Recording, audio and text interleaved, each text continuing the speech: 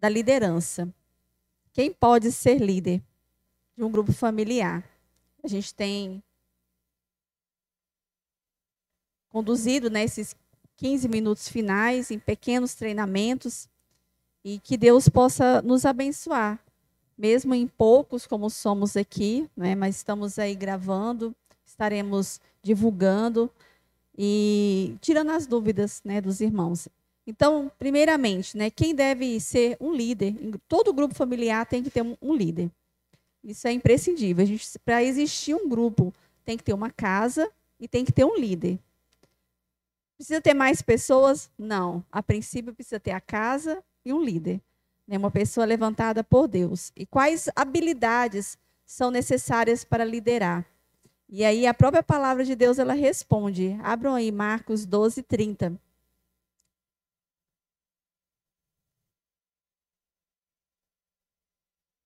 Essa é a principal habilidade, né, que um líder tem que ter. Marcos 12, 30. E a gente vai ler em uma só voz. Diz assim, próprio Jesus, né, falando. Amarás, pois, o Senhor teu Deus, de todo o teu coração, de toda a tua alma, de todo o teu entendimento e de toda a tua força. E o 31. E o segundo é, amarás o teu próximo como a ti mesmo.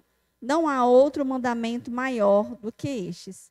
Então, são dois princípios que precisam existir na vida desse líder. O temor ao Senhor, o amor ao Senhor acima de todas as coisas e o amor às almas. Isso tem que ser abundante na vida de um líder. Aí você às vezes fica se perguntando, mas será que não era importante esse líder? Será que não seria mais importante esse líder ser habilidoso no ensino? Ou ser habilidoso no evangelismo? Ou ter habilidade de liderança? Ou de misericórdia? Há uma pesquisa, fizeram uma pesquisa com 700 líderes de grupos familiares em 8 países e descobriram que apenas 25% desses líderes, eles eram habilidosos no ensino. 19% eram habilidosos no evangelismo. 10% em atos de misericórdia. 20% eram habilidosos em liderança e 10% em cuidado pastoral. Então, muitas vezes a gente acha que a pessoa tem que ser habilidosa em tal área e a gente não se sente habilitado para assumir um grupo. A gente fica, não, mas eu não sei o suficiente, eu não sei falar direito, não tenho muito estudo, não tenho teologia. Mas o que o Senhor chama para ser um líder de grupo familiar são pessoas que temam a Ele e que amem as pessoas. E Ele mesmo vai estar capacitando. Aí o livro conta aqui um exemplo de um fazendeiro que queria entrar no mundo da corrida dos cavalos. Então ele comprou um cavalo de corrida muito bonito e muito forte. Todos os dias ele limpava esse cavalo, ele cuidava dele, mas ele não queria que esse cavalo se cansasse demais e deixava o cavalo ali de lado. E aí, para poder treinar, né, ele como a pessoa que está acima do cavalo, um cavaleiro, ele pegava uma mula e começava a usar essa mula para ele poder aprender, né, como cavalgar, a melhor forma. E quando chegou no dia da corrida, os músculos desse cavalo estavam flácidos e atrofiados, porque ele não exercitava. E o fazendeiro não teve outra escolha, a não ser inscrever, né, aquela mula, que ela já estava já preparada para a corrida. Então, o Senhor, ele nos chama para fazer a obra dele. E às vezes a gente acha, não, eu tenho que participar de mais estudos bíblicos, eu tenho que participar de mais EBDs, eu tenho que ler, conhecer mais a Bíblia, eu tenho que estar mais capacitado. E você fica no canto, esperando esse tempo chegar para estar, entre aspas, né, capacitado. E esse dia nunca vai chegar, porque o Senhor, ele nos capacita fazendo a obra dele, agindo, não é só na cabeça. Tem que ser as duas coisas ao mesmo tempo, aprendendo e exercitando. E o grupo familiar é uma grande oportunidade para que, com toda a humildade, a gente possa estar aprendendo, né, a respeito do Senhor. No domingo à noite a gente recebe essa palavra e durante a semana praticando, para que na quinta-feira a gente consiga, assim, né, liderar um grupo. E aí ele cita aqui algumas desculpas que muitas vezes vêm para que nós não aceitemos, né, estar à frente de um grupo. A primeira desculpa é, eu tenho pouco tempo para poder liderar um grupo. E ele responde, todos nós temos a mesma quantidade de tempo para investir. A questão-chave é, como você quer investi-lo? Então, questão de tempo não é, porque a gente tem tempo para muitas coisas, mas às vezes a gente não prioriza o que é mais importante. A desculpa número 2, para não querer estar à frente de um grupo familiar. Eu não fui treinado para isso. Os pré-requisitos básicos, ele responde, né? Os pré-requisitos básicos para liderar um grupo incluem amor por Jesus, amor pela sua palavra e o desejo de cuidar dos outros. Líderes de grupos familiares nunca sentem que têm conhecimento suficiente. Todos os líderes estão em um processo de crescimento e de aprendizagem. Desculpa número 3. Não sou suficientemente maduro no Senhor. Aí ele responde, se você é um cristão jovem, ávido por Jesus e deseja servi-lo, liderar um grupo será um importante degrau em seu crescimento espiritual.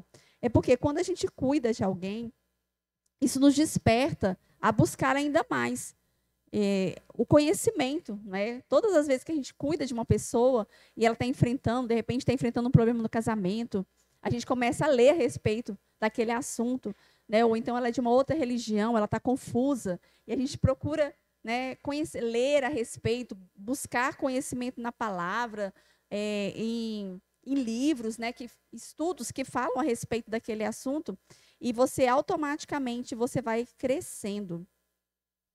O que é importante também para ser um líder e ser usado por Deus num grupo familiar é você se importar com as pessoas. Porque quando você ama, você importa, né? Você quer saber, você quer estar junto. Então, as ferramentas para esse ofício, né, de ser líder de grupo familiar são, primeiro, orientação para a aplicação, né? Deus vai te usar para que você consiga conduzir o grupo a aplicar a palavra de Deus. Como essa palavra, né, pode fazer a diferença na minha vida, no meu dia a dia.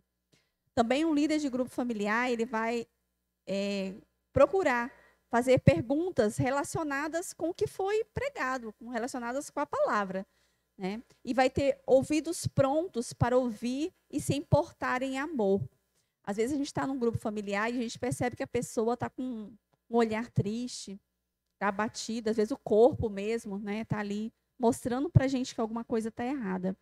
Quando a gente se importa com as pessoas, isso não só num pequeno grupo, mas até aqui na igreja, a gente se importa, a gente vai até essa pessoa, a gente dá um abraço, a gente pergunta se está tudo bem, de que forma a gente pode, né, ajudar. Isso é se importar em amor. O Senhor nos chama como cristãos a serem assim, e isso é uma ferramenta importantíssima, principalmente para você ser um líder de grupo familiar. E aí ele fala aqui também, né? A arte de facilitar, apoiar e encorajar cada membro a participar do grupo. Faz parte, né, desse líder. Esse líder ele vai estar encorajando, apoiando e participando no momento da edificação, para que todos participem.